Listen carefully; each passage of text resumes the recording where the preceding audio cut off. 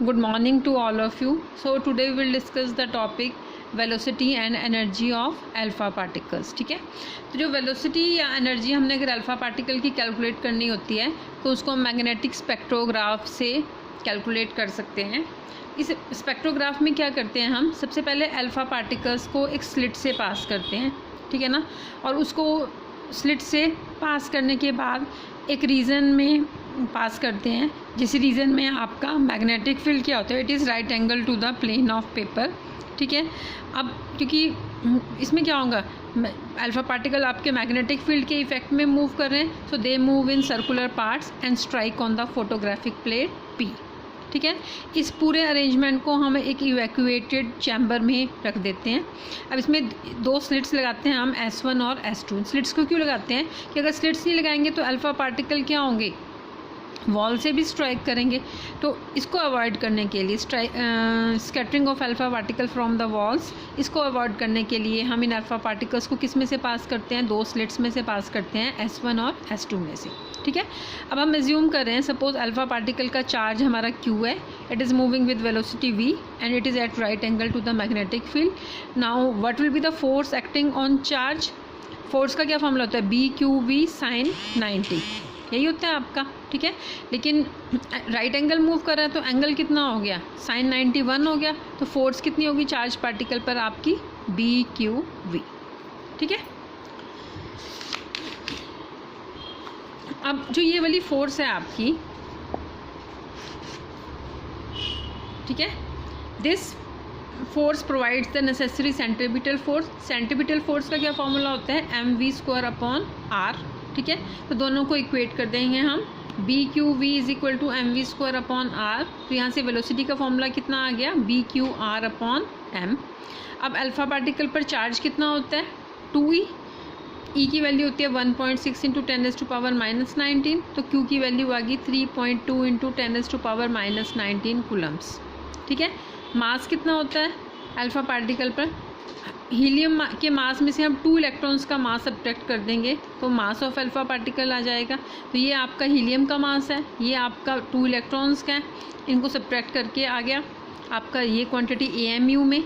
अब इसको किलोग्राम्स में कन्वर्ट करना है तो कैसे करेंगे, 1.66 इंटू 10⁻⁻27 किलोग्राम से मल्टीप्लाई कर देंगे. तो ये आपकी वैल्यू आ गई mass of alpha particle in kilograms. ठीक है, अब यहाँ से आपका मास निकल गया, ठीक है ना, Q की वैल्यू निकल गई आपकी. ठीक है, अब आप वेलोसिटी निकाल सकते हैं. तो वेलोसिटी कितनी आ जाएगी आपकी, Q की वैल्यू आपने 3.2 ये सब्स्टिट्यूट कर दी. ठीक है, M की वैल्यू आपने ये वाली सब्स्टिट्यूट कर दी, BR को आप एज इट इज़ रहने देना. ठीक है, क्योंकि हमने सिर्फ ऑर्डर निकालना है. अब यहाँ से आपको पता चल गया कि वेलोसिटी का कितना ऑर्डर है.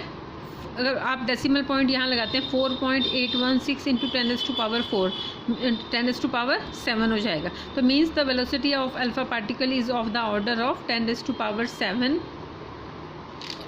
ठीक है, 10⁻7 मीटर पर सेकेंड. ठीक है, तो ये वाली वैल्यू सब्स्टिट्यूट करके हम एनर्जी, काइनेटिक एनर्जी निकाल सकते हैं अल्फ़ा पार्टिकल की. तो काइनेटिक एनर्जी कितनी हो जाएगी हमारी, ठीक है, काइनेटिक एनर्जी हो जाएगी 12 mv², हाफ ये मास आपने निकाला हुआ है पहले, इनटू ये V की वैल्यू 10⁻7 ले लो, ये आपकी जूल्स में आ जाएगी वैल्यू. इसको अगर आपने इलेक्ट्रॉन वोल्ट में कन्वर्ट करना है तो आप कर दोगे 1.6 इंटू 10⁻⁻19 से डिवाइड कर देंगे. तो ये वैल्यू आ जाएगी आपकी 2.076 इंटू 10⁻6 इलेक्ट्रॉन वोल्ट्स. और इसको MEV में कन्वर्ट करना है तो 10⁻6 आपका हट जाएगा. ठीक है, so in this way you can calculate the energy and velocity of alpha particles. अब नेक्स्ट है हमारा रेंज ऑफ अल्फ़ा पार्टिकल्स. ठीक है, अब रेंज कैसे निकाल सकते हैं हम. रेंज सबसे पहले पता होना चाहिए कि रेंज क्या होती है आपकी अल्फ़ा पार्टिकल. रेंज होती है the distance travelled in a medium after emission before coming to rest. Emission के बाद उसने एक पर्टिकुलर मीडियम में रेस्ट पर आने से पहले कितना डिस्टेंस ट्रैवल किया, उसको हम उस पार्टिकल की क्या बोलते हैं, रेंज. तो हम range of alpha particles calculate कर सकते हैं.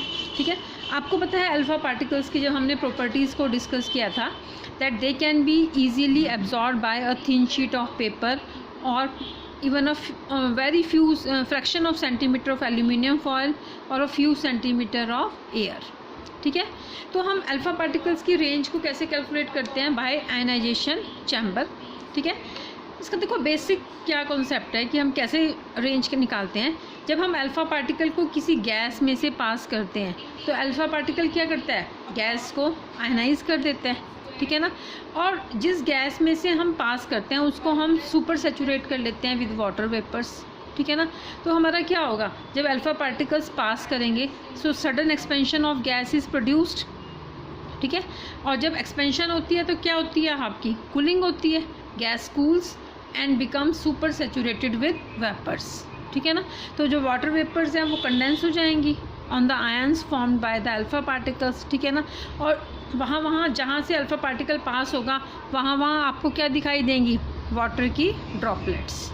उन ड्रॉपलेट्स को आप फोटोग्राफ ले सकते हैं उनकी, और हम देख सकते हैं कि जो ट्रैक होता है अल्फ़ा पार्टिकल्स का वो एक स्ट्रेट लाइन होता है. ठीक है ना, और कुछ समय के बाद वो ट्रैक आपका एकदम से ख़त्म हो जाता है. तो जहाँ तक वो आपको ट्रैक दिखाई देता है वो क्या है? That is the range of alpha particles. ठीक है, तो रेंज क्या होगी?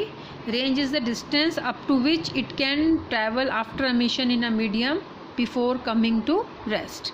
ठीक है, अब हम इसके एक्सपेरिमेंटल अरेंजमेंट से भी देख सकते हैं इसको.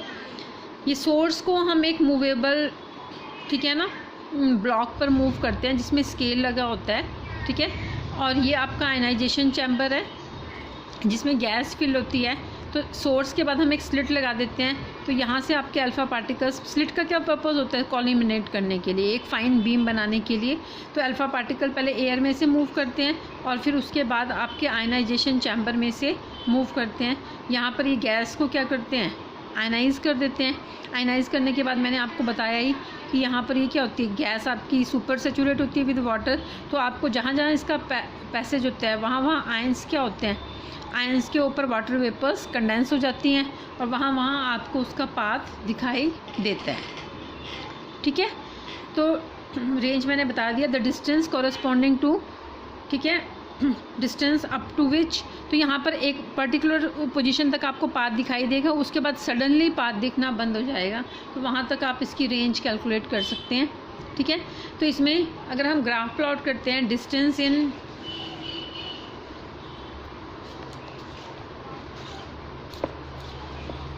ठीक है, अगर हम ग्राफ प्लॉट करते हैं, यहाँ पर सेंटीमीटर में डिस्टेंस ले लेते हैं, एयर में यहाँ हम करंट लेते हैं, तो आपकी ग्राफ की शेप इस तरह से आती है. तो जहाँ पर आपको मैक्सिमम करंट मिलता है उसके कॉरस्पॉन्डिंग जो डिस्टेंस होता है उसको हम क्या बोल देते हैं? Range of alpha particles. ठीक है, अब रेंज का एनर्जी से भी एक रिलेशन होता है. R is equal to 3.317 e⁻³ जहाँ R आपका सेंटीमीटर में होता है. ठीक है, and E is in MeV. ठीक है, अब नेक्स्ट टॉपिक है आपका गीगर न्यूटन लॉ. ये बहुत इंपॉर्टेंट है. ठीक है ना, इसमें ये बहुत अच्छा एक रिलेशन देता है between range of alpha particle and decay constant और you can say half life period of alpha particle. ठीक है ना, तो बहुत सारे एक्सपेरिमेंटल स्टडी में जो गीगर ने एक ऑब्जर्वेशन ली दैट लॉ